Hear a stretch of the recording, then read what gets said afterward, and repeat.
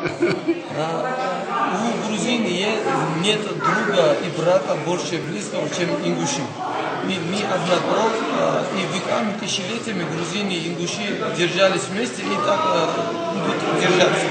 Я лично, как грузин, не хочу, чтобы была граница между Грузией и Ингушетией, потому что не знаю, где кончается Грузия и где начинается Ингушетия.